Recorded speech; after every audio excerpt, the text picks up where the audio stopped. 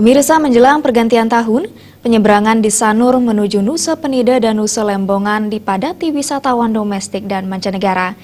Kedua pulau itu masih menjadi primadona bagi wisatawan untuk menghabiskan liburan. Menyambut malam pergantian tahun, wisatawan tak hanya terkonsentrasi di sekitar Kuta dan Nusa Dua. Sebagian wisatawan memilih merayakan malam pergantian tahun di Pulau Nusa Penida dan Lembongan Klungkung. Pulau kecil yang menjadi primadona wisatawan ini ramai dikunjungi wisatawan internasional. Tidak hanya wisatawan mancanegara, penyeberangan di Sanur menuju Nusa Penida dan Lembongan juga dipadati masyarakat lokal. Wisatawan mancanegara asal Brussels, Belgia, Dorota Bianco mengaku sangat antusias untuk berlibur ke Nusa Penida.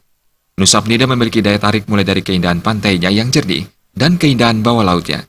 Bianco juga berharap dalam pergantian tahun ini, keamanan wisata dapat ditingkatkan sehingga nantinya wisatawan lebih merasa aman ketika sedang berlibur.